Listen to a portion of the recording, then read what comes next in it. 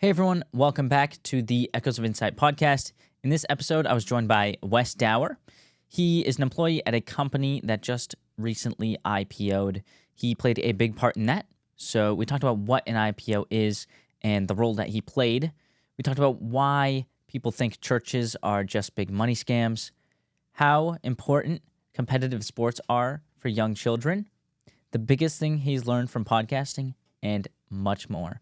This was a great episode. He is a very pleasant person to speak to, and he knows a whole lot about a whole lot. So I hope you guys do enjoy this episode. How you doing? I'm great, thanks. How are you? I'm good. Yeah, thanks for inviting me. This is awesome. I've listened to many of your podcasts, and I think it's really cool that you're doing this. So thanks for inviting me. Thank you so much. All right, what do you do? So it's a loaded question. So for a job, I am an I do accounting. I'm an assistant controller at a publicly traded software company. And so what I do is I'm responsible for all the compliance. You know, if you're a public company, you have to file reports with the Securities and Exchange Commission. It's required for all public companies, and I'm sort of responsible for that. And I do a lot of technical accounting type stuff for the company that I work for. So not all that exciting, but it pays the bills. On the side, I have two kids. I have a 10-year-old and a 7-year-old. So I'm heavily involved with them. They have ridiculous schedules, and we're running all over the place all the time with them. My wife and I we're always going in two different directions, running to practices and lessons and all that kind of stuff.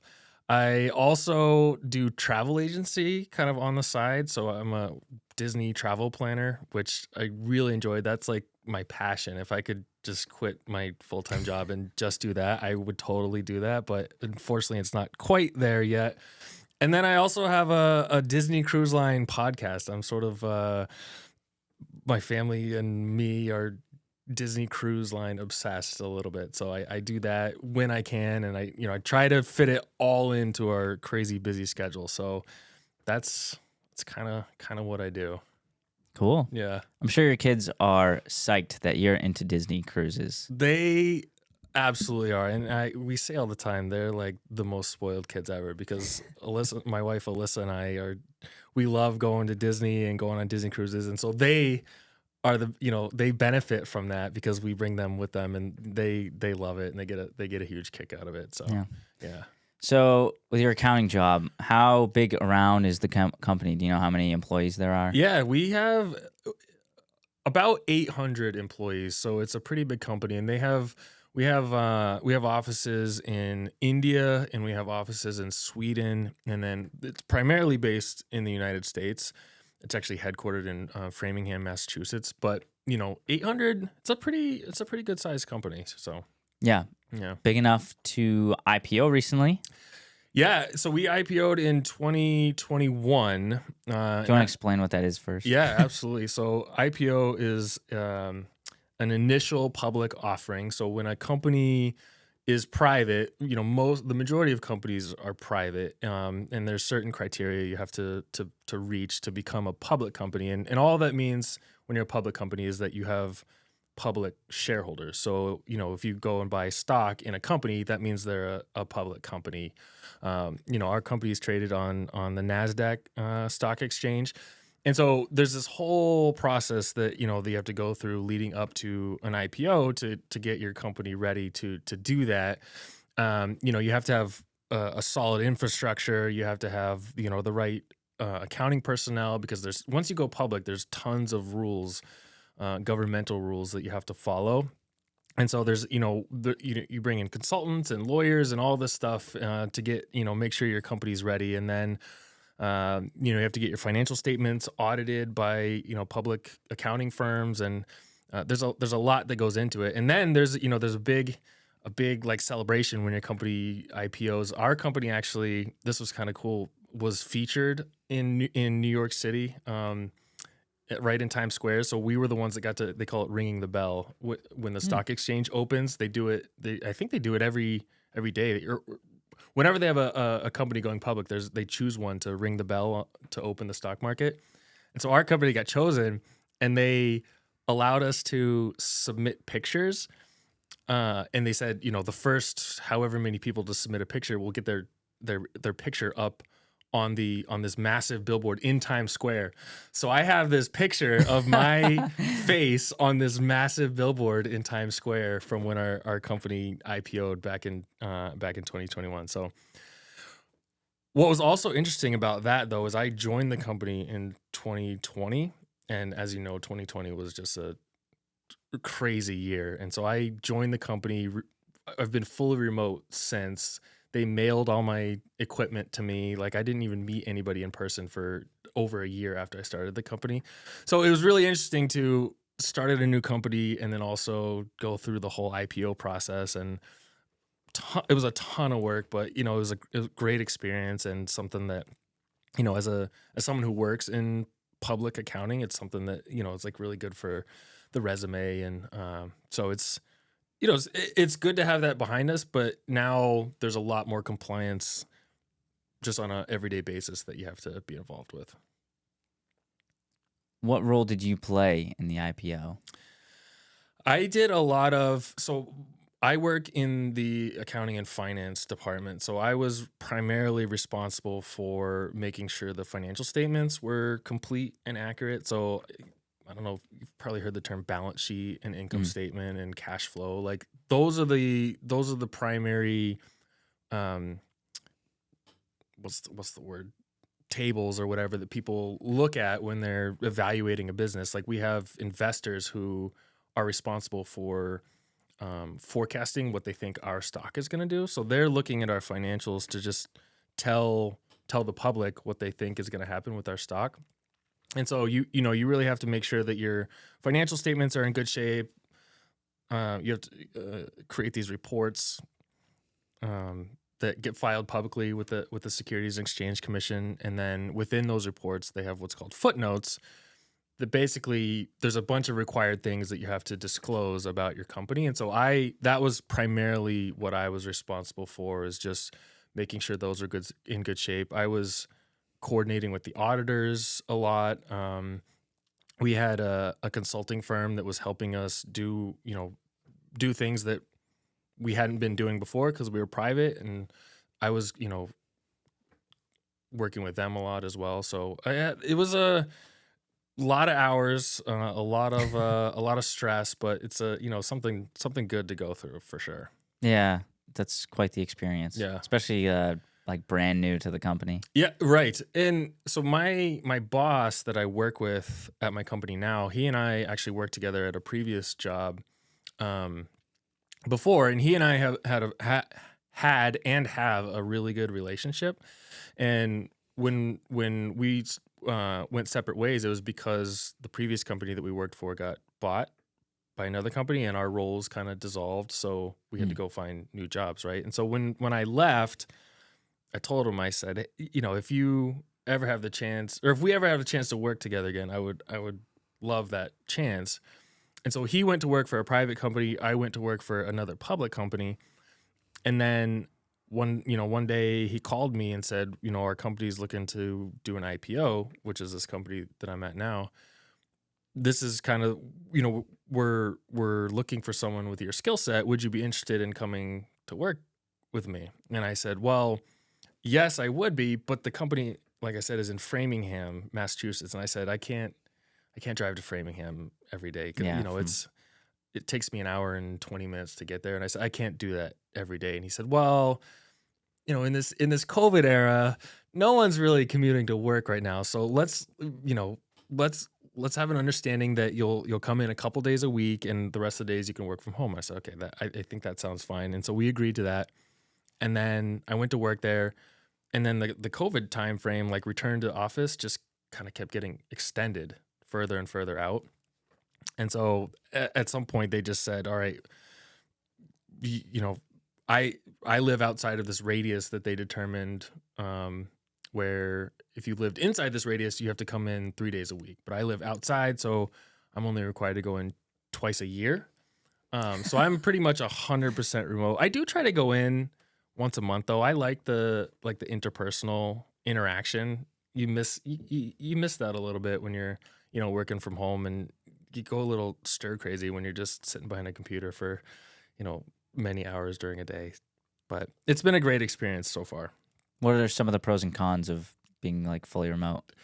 I would say the biggest pro is the flexibility. Like I guess there's two parts to that, because you can be remote and still not have some flexibility. But my job and my boss are, they're great, because when you get to a certain level, you're sort of, what your role is, and the job you have to do, and there's an expectation that you're gonna do your job and perform it at a certain level, right? And so, my boss pretty much says, your responsibilities, get them done when you're supposed to get, when they're supposed to be done, and get and perform at a high level. And as long as you're doing that, like, I don't really care when you're at your computer. I don't care if you have to go and coach your kid's baseball team, or if you have to go, whatever.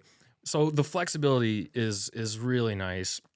I think that's the main benefit of working remotely. And like I said, the downside is I like working with people. I like talking to people and just interacting face to face. And it's just so different when you're on Zoom calls all the time, and it's just a different relationship that you have with people when you're doing it over the computer. So I like to be in person and see them to the extent that I can. And also, one thing I found really challenging working from home, and I still struggle with this a little bit, is I actually feel like I am at my desk more when I'm working from home than if I was just at the office. Because when I'm at home, like, my kids will go to school, and then I'll just go right upstairs. I'll get on the computers and start working. I mean, that's at like 7:50 in the morning.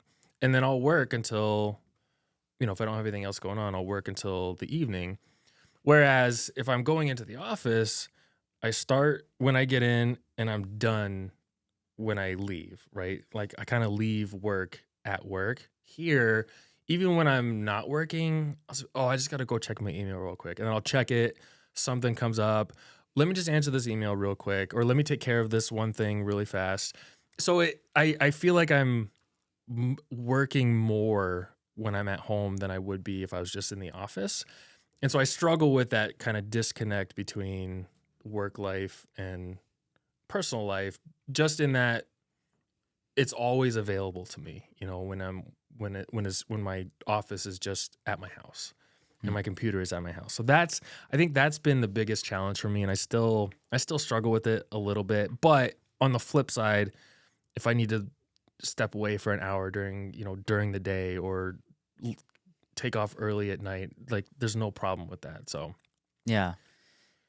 I was listening to someone recently, forget who, but he owns his own business, has employees and stuff. And he just said, like, it's so much easier if you can trust your employees, because the more you trust them, the less you have to micromanage them. And so they know you're going to get your work done. So they don't, like, care when you get it done or as much, just because they know they could trust you to do it, which is very important. It's so true. And that comes down to being a good manager as well, right? Because if you are letting your employees get away with things, or if they're kind of pushing the limits, like, you got to manage that. Mhm. And I feel like that's how you build that trust and that rapport with your employees, or, the people that work for you, is just, yes, you're going to trust them, but at the same time, you have to establish those expectations, and just say that, this is what I expect from you. This is when I think, you should get things done. This is the level that you should perform at.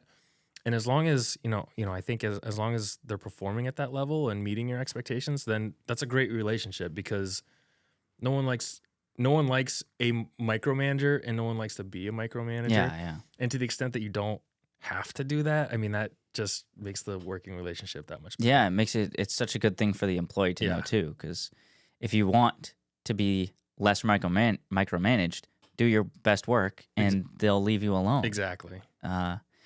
What do you think about, because there's a lot of talk recently about remote work, like, people not liking it. not the employees, but the bosses not liking that their employees aren't coming into work. What do you think of that? Do you think there's any merit to that? So our company, the executives did a ton of market research on this. They had outside consulting to just kind of say, what should we expect from our employees? What are other companies doing? Because I think the perception is, and I'm sure there's some truth to it. The perception is if you're working remotely where someone's not near you and can kind of hold you accountable, that you're probably going to be less efficient. You might tend to be a little bit more lazy. So I think, as you know, at the executive level, their preference, I'm sure, is probably to have people in the office, because I think, well, for one, they're renting space for people to be at the office, right? And in this day and age, rent, commercial real estate is incredibly expensive. So that's one piece of it. But I do think that there's this perception that if you're working remotely that you're not as efficient. And I totally understand that, because, if you're newer to the workforce, right out of college, probably within your first 5 years, you don't know at that point how to be a professional. You don't know how to, push yourself and try to do the best work that you can. And so there's this, I think this range of people who probably are not as efficient remotely as they would be in the office. And so I think that the executives are pushing to minimize that as best they can, and the way they think that they can minimize that is to have people in the office. So I can't blame them for wanting to have people in the office, and I do think there's some truth to that the at that level they don't like the remote work model. But our company has been really great, and I think really reasonable. I mean, they're letting people work from home twice, 2 days out of the week if you're, within that radius. They want you in the office those other 3 days, but outside of that, it's extremely flexible. They have a lot of benefits for the employees. So I think it's company by company, but again, I really think it comes down to management. Yeah, it makes sense. There's like merit to the fact that you're right. Like people don't. Your environment is very important when you're doing anything. Like For sure. that's half the reason why I got a gym membership, because I can work out.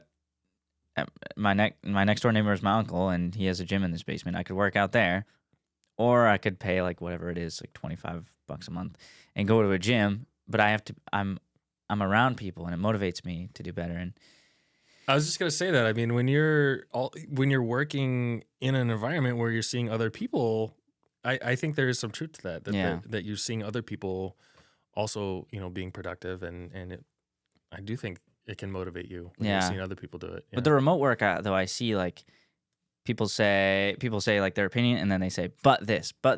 So like they say, yeah, well, we're going to be in that environment where we're ready to work, but people aren't going to be as comfortable. They're not going to be as excited and awake as they would be if they were at home. And then there's a ton of totally. I mean, there's of tons stuff with the remote work. Right. There's tons of give and take, because one of the things that our company said was, we're going to bring people back to the office, but people have internet speeds at their house that are probably better than what we have at the office. They have setups that they're comfortable with. They like their chairs at home, so they made a lot of investment to upgrade just the experience of being in the office to make it more like you're at your house. So they upgraded the internet speeds. The other one is kind of silly, but they're like, when you're at your house, you could just go downstairs to the fridge and grab a drink, or go into your pantry and grab a snack. So like we're gonna get snacks for people here. We're gonna have drinks, coffee and soft drinks and teas and all this stuff. So they really made an effort to make it so that your work experience is as close to what your home experience would be, except for the fact that you were actually going into the office. That's good. Yeah. That seems like a good approach. For sure. Yeah.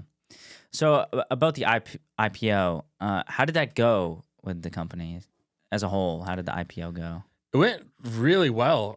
We did it quicker than the consultants thought that we might be able to, and that was just a number of different factors in that. I mean, it's just mostly a product of having good people and a good team, and just able to get through things quicker than maybe they expected. So it went really well for us.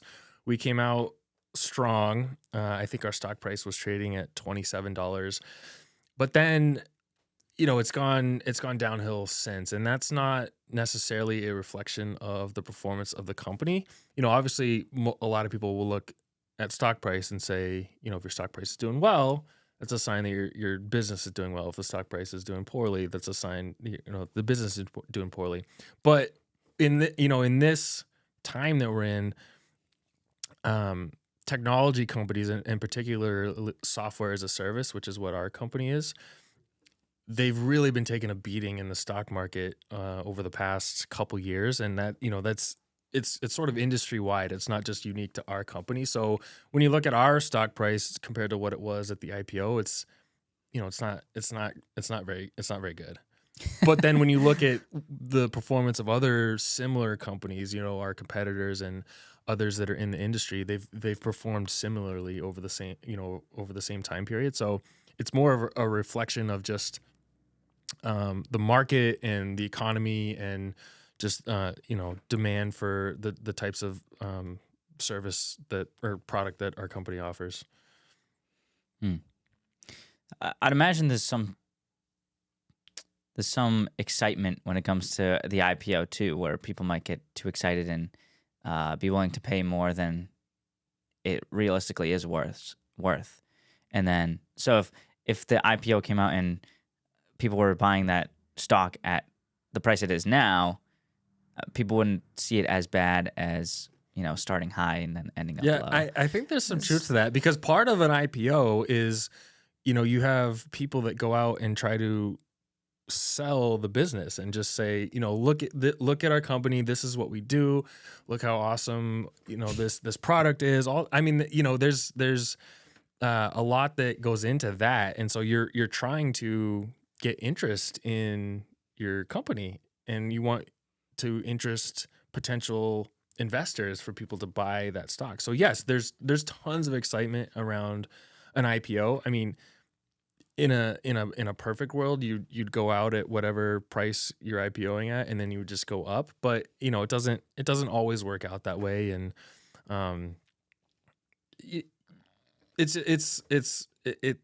no one can tell when you IPO what your stock price is going to do after the fact, right? So it's kind of just up to company management to forecast what the business is going to look like, and just hope that the investors are excited about it. Very interesting. Yeah. Have you been a deacon at a church? I am currently a deacon at our church, yeah, Okay. and I was formerly a trustee at our church. What does a trustee do? So a trustee they're more kind of like the business side of church leadership, and not all churches have a trustee board. So we did a lot of budgeting. We did, budget to actual, that type of stuff. We put together reports. We did a lot of, helped with a lot of the accounting.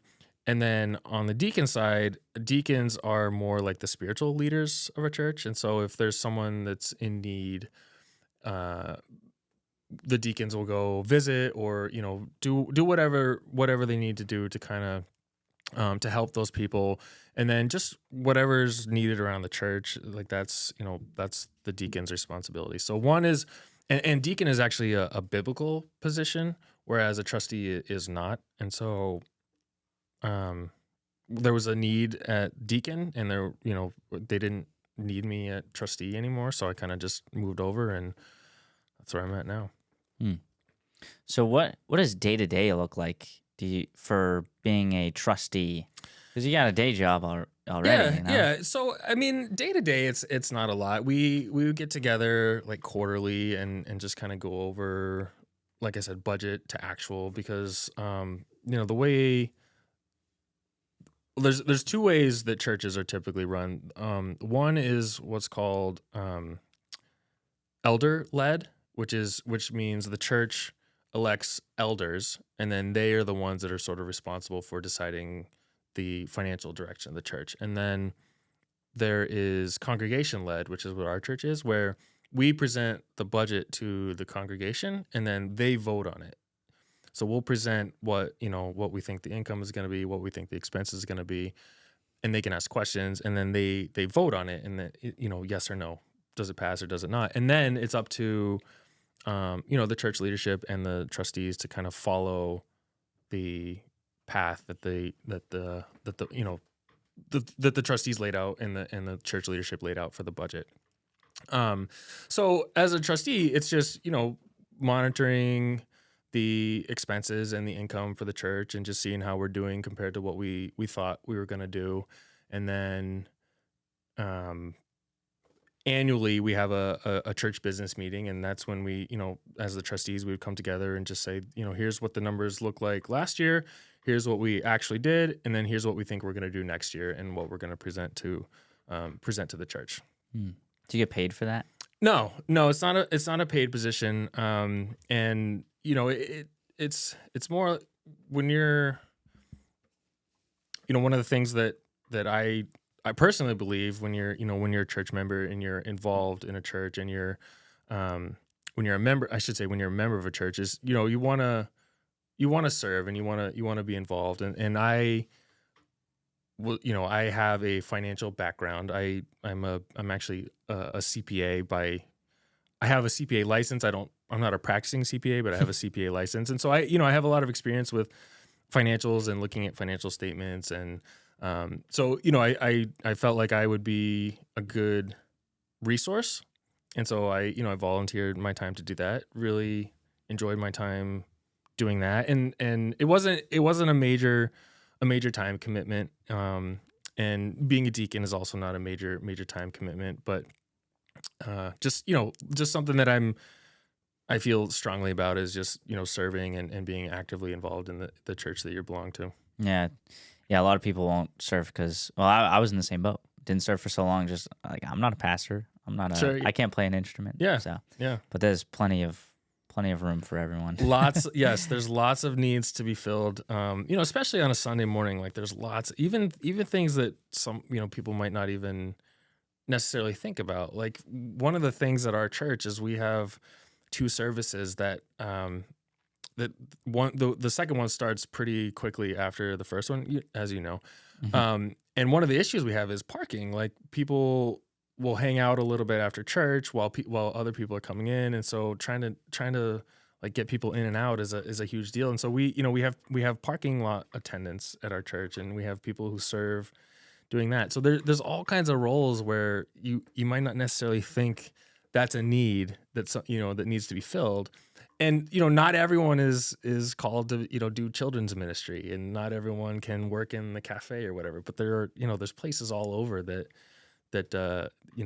could use help. So it's just try to step in where you can and where you feel like you can be an asset. Why do people think that churches are just money scams?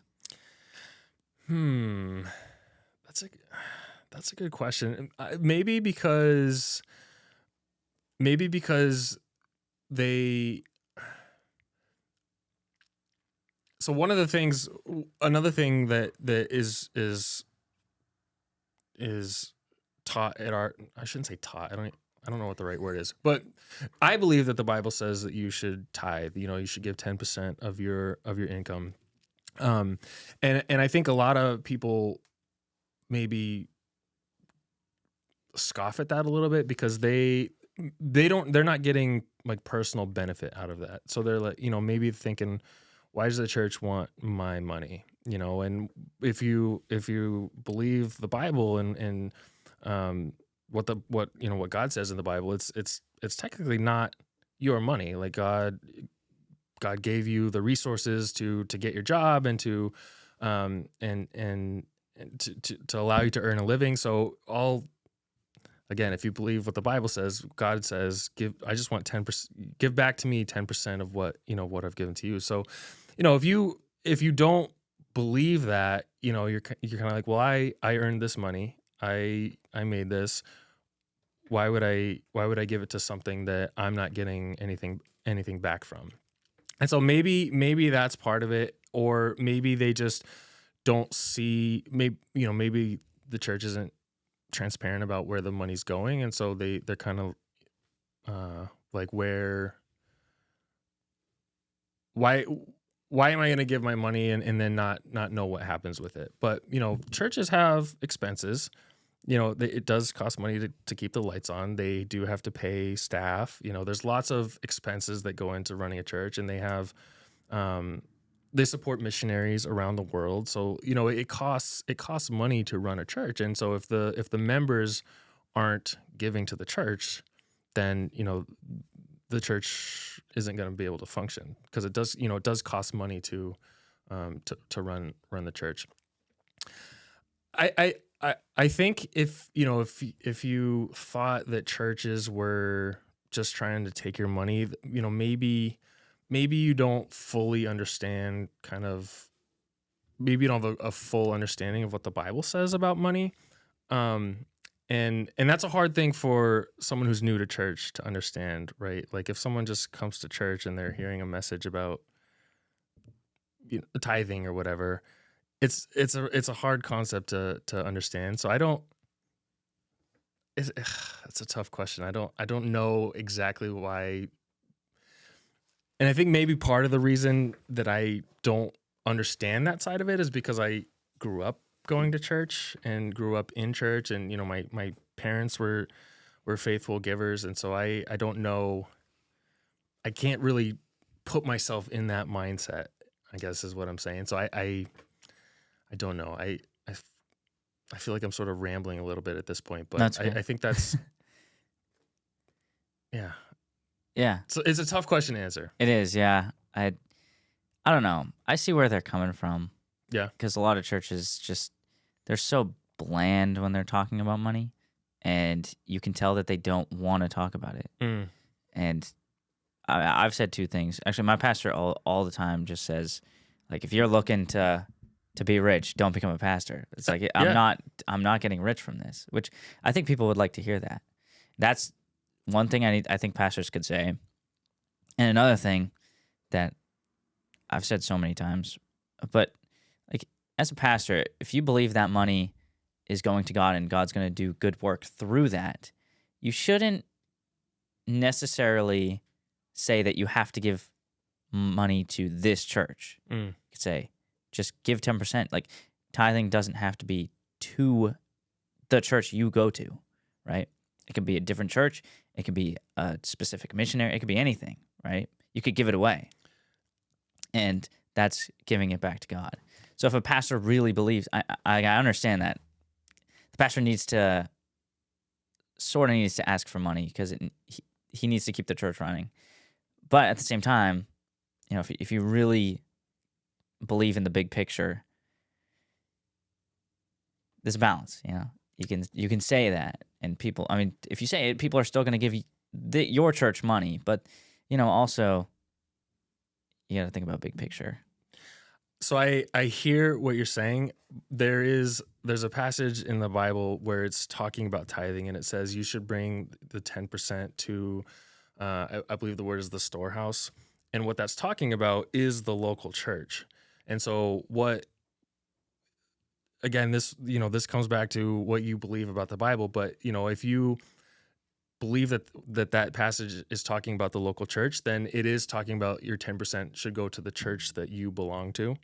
And so that's where you're talking about the tithing. And then if you want to give to charities, or if you want to give to other churches or to missionaries or whatever, that's an offering that you could give on top of, on top of your Okay. tithe, on top of your 10%. And, the Bible calls for us to, to be faithful givers and to, to give out of the abundance of, of what you've been given. And so if you give your tithe to the church and then you still have the means to give to other organizations, then, by all means do that. And then the other thing is Jesus talks about money more than any other topic that he talks about. And so one of the things that I believe is, if Jesus thinks it's that important to talk about, then the pastors should talk about it as well. Yeah. And, people in the church should talk about it. And so, I think, again, this, I've been a Christian my whole life. And like I said, I was raised in church, and this is what my parents taught me about tithing and what I've always believed. So I understand what you're saying and kind of why people have that perception. I would just, what I believe about the Bible is that the tithe goes to the church that you go to, and then you can give to, whatever organizations outside of that, if you have the means to do that. Yeah, that makes a lot of sense. I think the whole well, first off, most people have a bad taste of the church. And then second, people don't have a bad taste about money, but they feel uncomfortable anytime money's brought up. So bringing those two things together, Totally. No, people aren't going to like it. I 100% agree with you on that. And one of the other challenges, and maybe this goes back to the point of, why do people think that the churches just want your money, is you have pastors who are very famous, have a huge profile, and they sort of, they're selling books, and they do, they are asking for your money. And I think there's maybe a perception that all churches are like that, because there are people out there, are pastors with, massive, that have a huge influence, who are asking for your money and are telling you that if you give money, you'll be blessed, and you'll, what you give, you'll get back, whatever. So I think that's part of it, is that there's just some people who have kind of tarnished what real true giving is supposed to be like. Yeah, it's tough. Yeah. Church is full of bad people, so Definitely. it's some people are gonna ruin it for the whole thing. Yeah. It's tough. Yep. We'll get back to talking to Wes in just 1 second, but I would like to ask, if you are enjoying this episode so far, or you find yourself coming back on the regular, to hit that like button and subscribe. It's completely free. There's no commitment to you. You can always change your mind, and it would really, really help me. So if you do that, I would very much appreciate it. And back to the video. How do churches decide how much to pay staff and the pastor? So that again comes back to the type of church. I think I'm pretty sure it comes back to the type of church you have. So if it's elder led or congregation led. So the way our church is structured is, we have a lead pastor, and we have his staff underneath him. And our church just allows the pastor to have the hiring responsibilities, and with counsel from the rest of the church leadership. And so it is up to the trustees and the trustees to kind of say, all right, here's a budget for, if you were to hire a new position, here's a budget for whatever this position that you need. This is what the church can pay this person. And so it starts with the trustees, and then the pastor can go and look at resumes and do interviews and all that stuff, and consult with the deacons and the trustees, whoever they want to consult with, and then can make an offer. And then if they need to offer more to get a certain person because they're worth it, or because they have a competing offer, whatever, then you can kind of talk to the trustees and the church leadership to just decide what can we afford. Yeah. What about the pastor? So the pastor, in the beginning, when you hire a pastor, it's kind of the same thing. So typically, when you hire a pastor, they have like a committee that is part of the church, consists of church leadership and probably some members of the congregation, and they'll say, this is what we're looking for, and then the church leadership will then have to go and say, okay, what are people what are people in this position in this area? What are they making? And so you kind of have to look at what other pastors in the area are making, because one of the things that you don't want is to have a pastor who's not making very much and then have them leave, and now you don't have a budget for someone else to come in who is making more money. It becomes a you want to have your how do you say this? You don't want your pastor to be making a salary that's so low that if that person were to leave, that you couldn't replace them. You know what I mean? So anyway, there's you start with the committee to decide what you're looking for, kind of figure out what we can pay this person, and then you hire them, right? And then as the years go by, if the pastor stays with the church, it's up to the church leadership, in our case the trustees, to say, okay, we did really well this year, we can do raises, or we need to keep the salary flat, or we need to do a cost of living adjustment because inflation is so high and they can't afford X, Y, and Z or whatever. So it's really just at that point it's the trustees, in our case. I don't know how other churches specifically do it, but to say this is what we can do for the pastor, and also for all the staff as well. Just they decide what the salaries and stuff are. I don't think anyone knows any of that stuff. I mean, it's rarely talked about. Yeah, it's in some respects it's kind of business-like, where the church isn't a business, but it's there are salaries, there are expenses, there are benefits, there are real business-like parts to it, right? And so someone has to be able to manage that, and to to be transparent about all that. And so it's there's a lot that goes into it behind the scenes, for sure. Yeah. I mean, I think that's also why people get a little about the money, because it's all freely given, or for the most part. But yeah, like you're right. It's not a business, but if something gets big enough to where it needs full-time staff, like what are you gonna not pay these people? Yeah, you have to. Yeah. So you need an income. You just, it's all necessary. And that doesn't make it a bad thing. But a lot of people will see that as a bad thing. So you can't change that, though. You can't change. Yeah. That. And I think that comes back to just, being able to forecast what's the church going to need this year. You can kind of say, all right, how is our church growing? How is the income growing?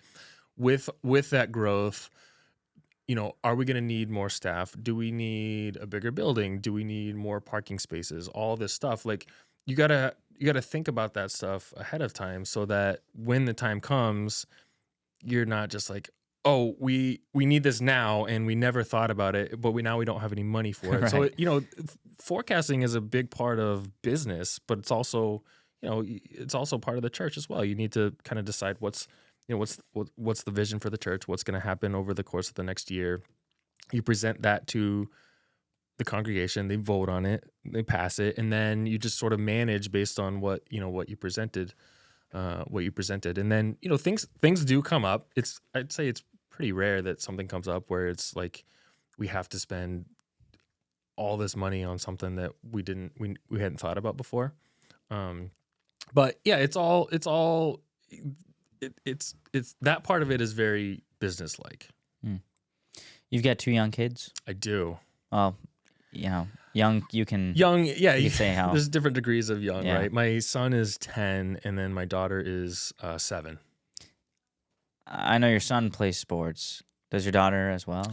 They're both very heavily involved in sports. William does baseball, and hockey is his favorite sport. And really? He plays hockey? Yeah, he loves hockey, and it's I don't know.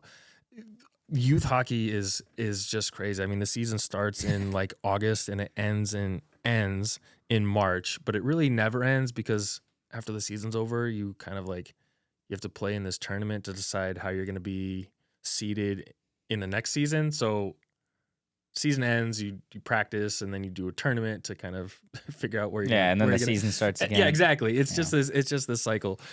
He plays flag football. He loves flag football. He's dying to play tackle football, but which I'm not opposed to it. It's just he loves hockey so much, and the schedules overlap a little bit. So he likes flag football for now.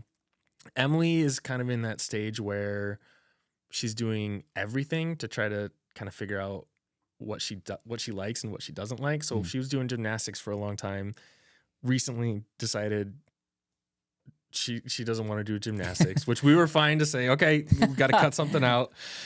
She's doing field hockey, softball, hockey, and she did basketball this past winter. So she's really involved with things as well. But it's really fun. I don't, if you would have told me 10 years ago, like right when we were about to have kids or before we had kids, that we'd be running all over the place and that I would enjoy that, I would have told you were crazy. But I really don't mind it at all. I love going to all their games, and I coach most of William's things. I try to coach as many of Emily's things as I can.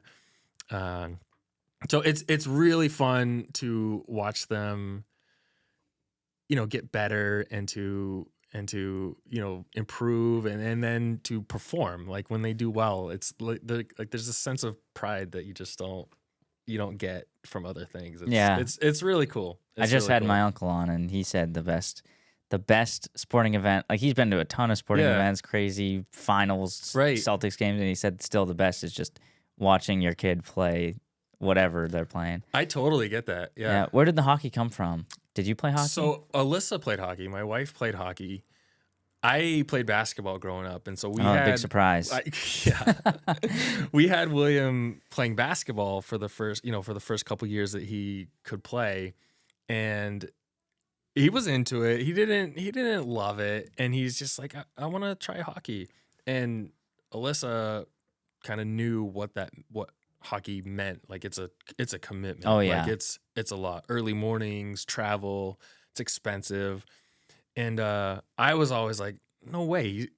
We're basketball. I know basketball. I can teach him how to play basketball. I don't know anything about hockey. I can't teach him anything about hockey. He's like, we're not doing that. And he's like, I really want to play hockey.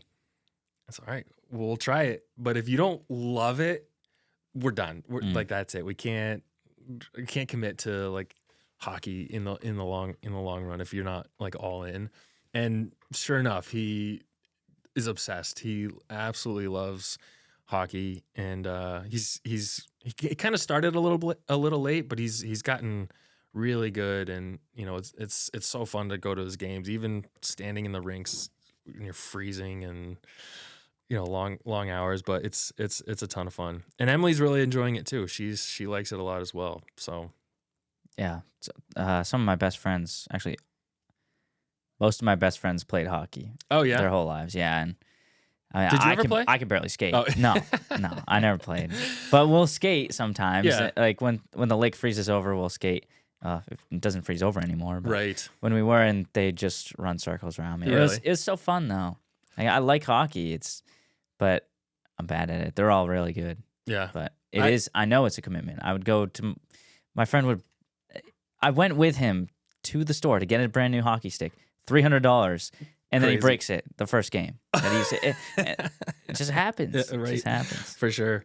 I love the sport. Like Bruins are my favorite team to watch. I love watching hockey. I never played, so I don't know strategy. I grew up close to a lake, and we would go and skate on the pond, and I played pond hockey growing up and stuff, but I never played organized hockey. So I can go out and shoot on a net with him, but he is way better than I am already. At 10 years old, he's much more skilled than I am. They learn so quick. They do. It's crazy. Did you ever think about wrestling for William? We didn't, and only because he was doing basketball, and like that, basketball and wrestling are typically winter sports. Mm-hmm. And so basketball was kind of like, even when we first had, like, he was going to play basketball. I had already decided he was going to play basketball, and then he's kind of like, well, I want to try hockey, and so we always had something during the winter, and so we never were looking for something else, and we were never like wanting to have him try something else because we just didn't want to add anything else to our plate.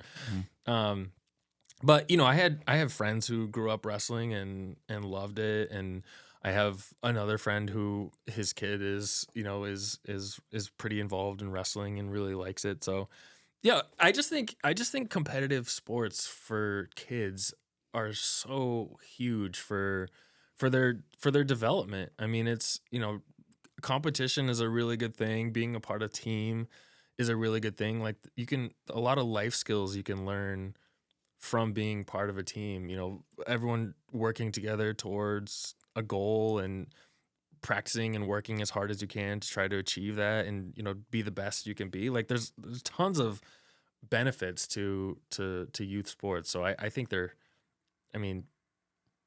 not everyone's going to be involved in as many sports as, my kids are in, but just to be on a team I think is hugely important. Yeah.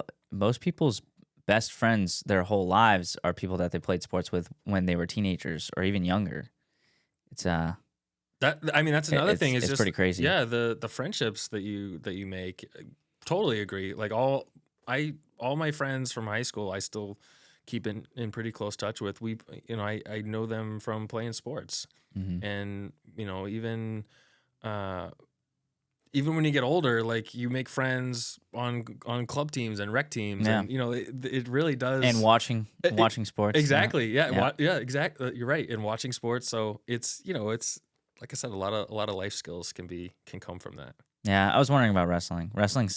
I did wrestling 2 years in high school, and that was the first time I ever did it. So I was horrible. Yeah. And my team was really good. Bishop Girton was really good at wrestling. D2. Yeah. Like top of D2 though. And yeah, I mean, I got killed, but it was I learned a lot. What made you want to get into it? My best friend did it. Okay. And then one other really good friend did it. And so I was like, sure, I'll try it. And I didn't have anything during the winter. And so I did it. I liked it. Hurt my rib on the second season, like halfway through. So I stopped then. And then I went 2 years after high school, just started doing jiu-jitsu. I only did it for like 6 months because it was at 6 a.m. Oh, yeah. And so I would love to go back into it, though. Yeah. There was a UFC 300 was Saturday, and I had a bunch of people over to watch it. But every time I watch UFC, I want to get back into jiu-jitsu. It's just, I don't know, there's something about it. It's really incredible. It's funny you say that because I'll watch these mixed martial arts events, and they're awesome. I enjoy them, but I've never watched them and be like, I want to do that.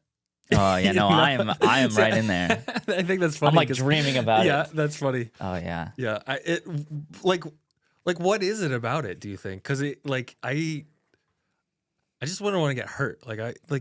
Being kicked in the head. It seems like it would really hurt. Well, see, when I'm watching it and I want to do it, I don't want to be the guy that's getting killed. That's true. I guess that's true. Not what I imagine myself. That's a good point. That's a good point. You don't envison yourself being the one. I mean, it's gonna happen. Yeah. Plus, I'm like, jiu-jitsu is great though, because you don't like. There's no. You skip out on the blood and you skip out on the kicks and you skip out on the punches to the head. Yeah. But you still get hurt a little bit. But it's all temporary. Yeah. Anyway.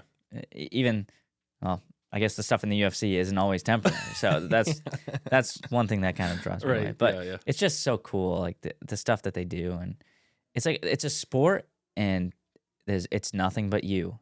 Yeah, it's all you. Yeah. You're not using a ball. You're not using a hockey stick. You're not like it's just you. Yeah, you versus this guy. Yeah, go at it. And they're incredible athletes too. I mean, they are so athletic, so strong. They're amazing athletes. It's crazy.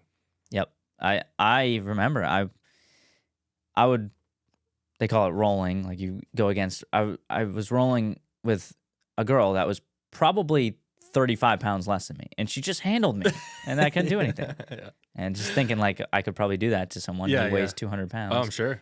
With the right skills. Definitely. It's something. You have a podcast. I do. You mentioned it at the start. What's it called? It's called the DCL Dude Podcast. Disney Cruise Line. It's Disney Cruise Line. And so I started the podcast back in, I want to say it was either 2017 or 2018. And I think if I could go back and like pick a different name for the podcast, I would have done that. But it's sort of like it sounds kind of stupid, but it's sort of like a brand now. I have a pretty decent following. I'm on social media, like people know me as that. So to change it now, I've thought about it a few times, but I just I don't know how to do it, and I don't even know that I necessarily want to. But it's been really fun. I think it started as, like I said, I've always been passionate about Disney Cruise Line. That was kind of the vacation that my family would take when I growing up, and so I just really enjoyed it and wanted to give that experience to my kids. And back then, I mean, podcasts weren't what they are now, and so they existed, but there's a podcast for everything these days. Oh yeah. And I would be looking for content, and I just wasn't getting it. I just kept wanting more content about this topic, and I was like, well, if it's not gonna be there, I'm gonna put it out there. And so I started it just like in my basement at my old house. I had like a microphone that I would hold to my, and I had like, it was crazy. I can't believe that it even went anywhere because I was such an amateur when I was starting it. I knew nothing about it, but here we are all these years later, and it's still going, and I really enjoy it. I do it as often as I can. My schedule has gotten a lot busier, in the past couple years, but I really enjoy doing it. I listened to a few, and you had a guest on. How often do you have guests?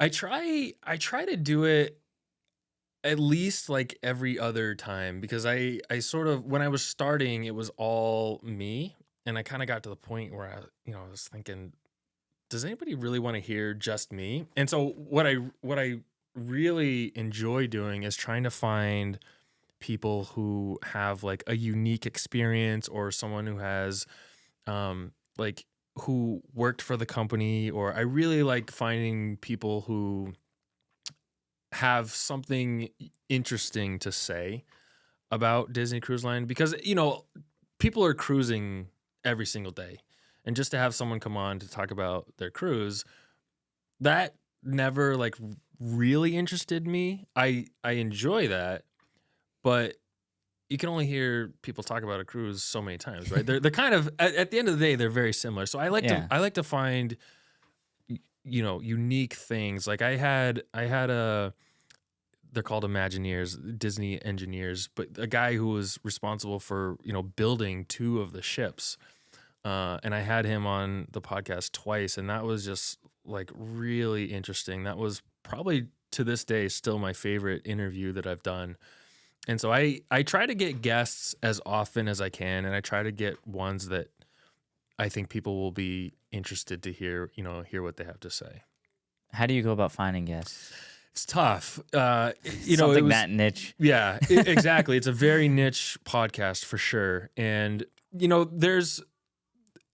it's very niche, but there's also like really loyal and passionate fans. And so, you can find people on social media who either have something interesting to say or know someone who would have something interesting to say. And so at times it's, referrals. They'll say, hey, I just heard this from someone else. I think that'd be really cool to hear about. So I'll reach out to them.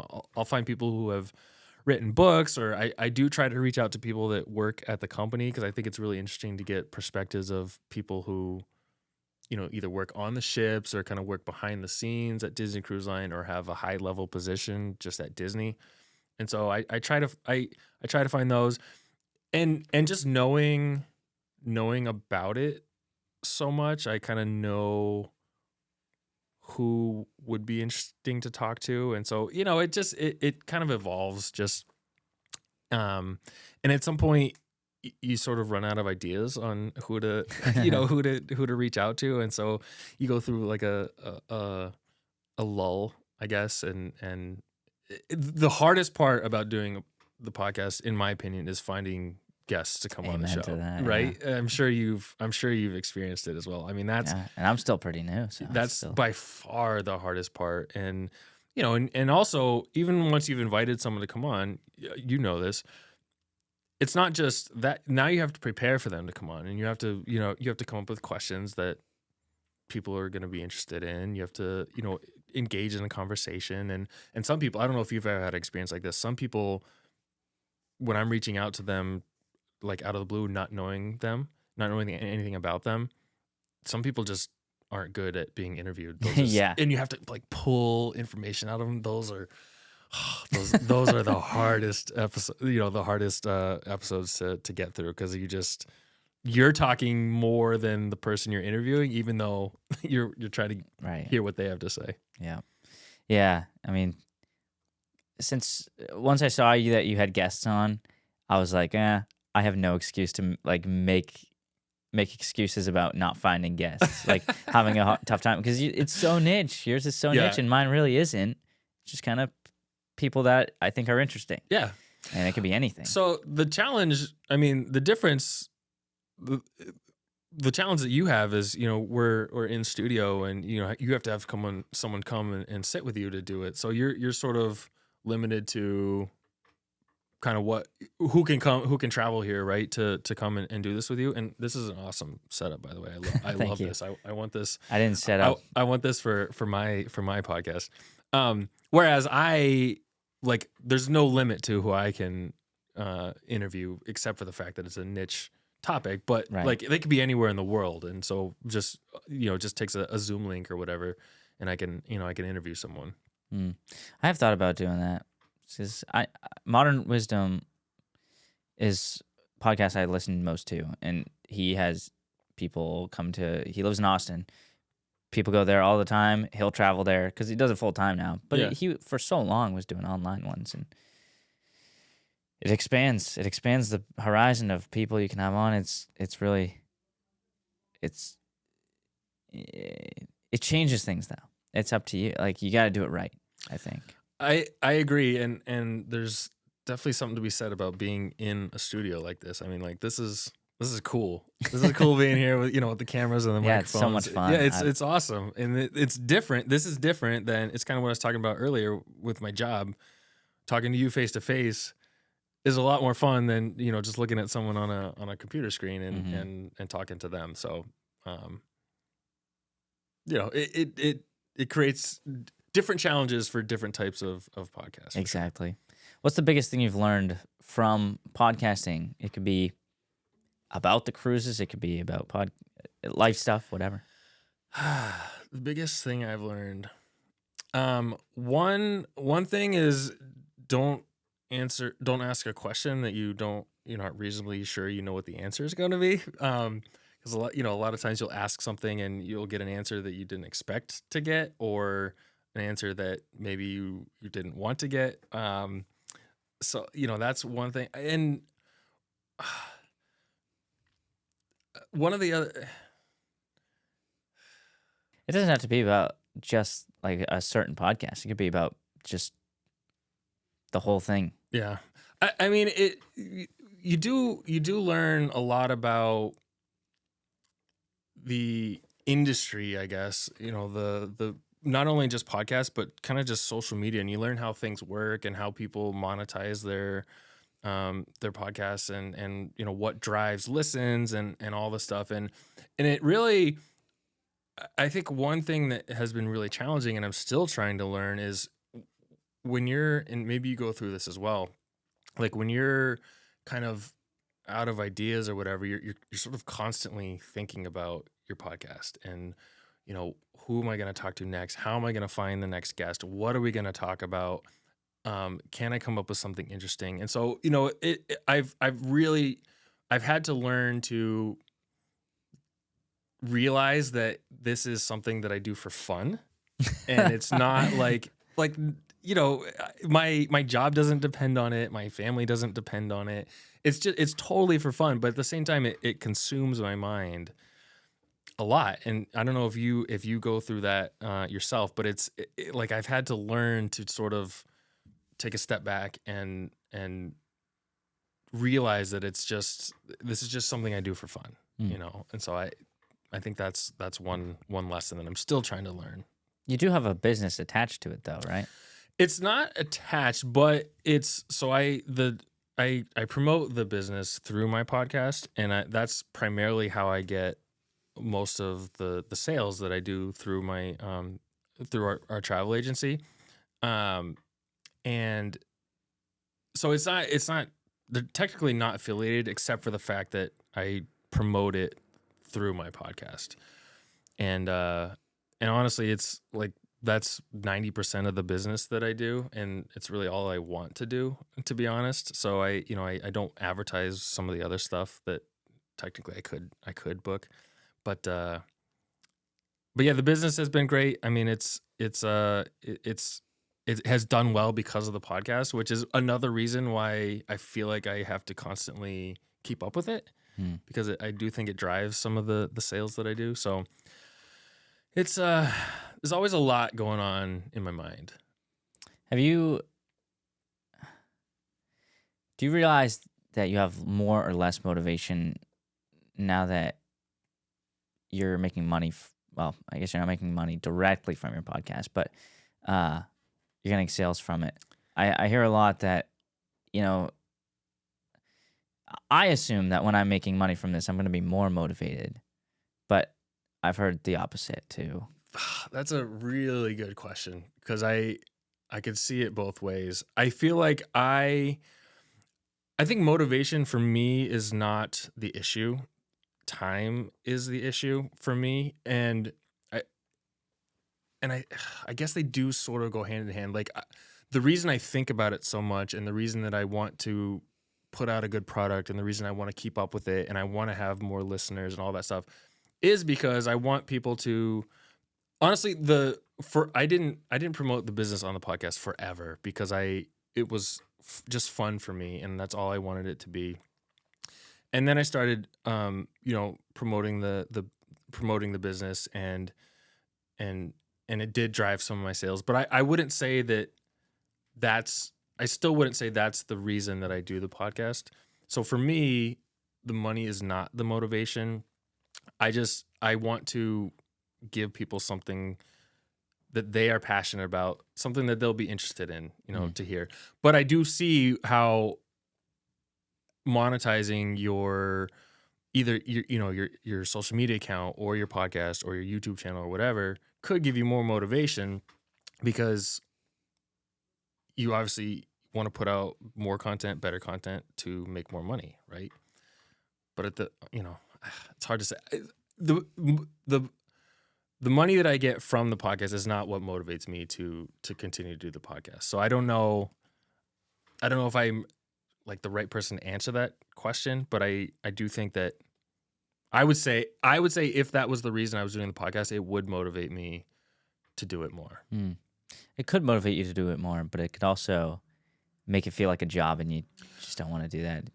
You could definitely I could see how you lose your creativity or your passion or your drive. Yeah, for sure. I mean, I think that's true with sort of any job, right? Where you kind of get into this cycle where I'm getting paid for it, so I have to put this out, or I have to do this. And I never wanted to get in a position where I felt like I had to do it, And so I do think you're 100% right. I think that could be something that would make you lose motivation. Yeah, I hear about it so much from big podcasters, and even people make so much money just playing video games, and that's a huge blessing to them, because they're playing. But at the same time, they almost like aren't given permission to be upset about anything, and so they like. But it's their job. It's not like they want to do that every day. It's a good job to have, but people don't let you be sad or upset or want a break if you're playing video games and making money. And so it's a give and take. You just gotta give people more mercy. That's true, and I think you're right. I think when people listen to you for a certain amount of time, they have an expectation of you of how you're gonna react. Like I get, you know, you see comments all the time like, oh, he's really critical of whatever whatever he's talking about, or he's not critical enough, or you can't please everybody for sure. I mean that's one thing I've learned is that people there's some people that are just gonna be nasty to you regardless of what you're doing, and you just keep doing the best that you can and know that people are gonna try to bring you down, but you just got to keep moving on. Mm. We've mentioned probably 4 different things that you do. You got a day job, you got kids, you got that play sports, Yeah, right. Trustee / Deacon, whatever, the podcast, your traveling agency. How do you manage your time? That's a good question. I think it's about prioritizing, honestly. Church on Sundays is a priority for us. Time, vacations are a priority for us. Just getting that time to spend with our family. Obviously, we have to prioritize the kids' sports because when you commit to a team, you don't want to just give half effort, right? You want to give it your best effort, and so we make sure they're at their practices and their games or whatever. But outside of that, it's just really, I try to get off work as early as I can, reasonably can, so that I can spend time with the kids. We do bedtime with them every single night. I spend as much time with them outside, playing with them, whatever they want to do outside. So it's just about establishing your priorities, and if the podcast needs to suffer a little bit, then so be it. If I'm late responding to a couple emails, then that is just the way it's going to have to be. So it's just about figuring out what is important to you, and to the extent that other things come up that don't kind of outrank that priority, you just have to learn to say no to those things, and realize that you don't have time to do everything as much as you would like to. And one of the challenges that I have is I have a hard time saying no to anybody. I just have a personality where I want to please people, and if someone needs something from me or is asking me to do something, like my natural instinct is to try to give that to them, and so I've had to learn to say no in instances where I might want to do something, but it doesn't kind of meet that priority structure, and I just don't have time for everything. But time management is something that you can't get right all the time. It's something that you have to learn. You can't just do everything, go 100 miles an hour all the time and not have consequences of that. So time management is really something that I've had to learn, and I'm still not great at it. I still struggle in a lot of ways, but trying to do the best that I can with all the different things that I have going on. Good. All right, Wes Dauer, thank you so much. Yeah, everyone, go listen to the DCL Dude podcast. You're obviously not uploading. Actually, probably about the same as me as of right now. So go hit that up. Anything else? Yeah, no, this was really fun. Like I said, I enjoy the doing this in person, and congratulations on your podcast. It's hard to be in front of a microphone and to interview someone. I mean, it's not an easy thing to do. So this is awesome, and I appreciate you inviting me on. This is fun. Right. Thank you. See you guys next week. Thank you for watching. If you did enjoy and you find yourself coming back on the regular, please consider hitting that subscribe button so you never miss a full episode when it comes out. These are going to be coming out every week, and you don't want to miss them. There's a lot of knowledge and stuff. If you want to watch another episode, go to the left of your screen right there. You can click it. If you're watching on a TV, you're not going to be able to click it, but that's okay. So thank you again for sticking by and watching till the end, and I will see you next time.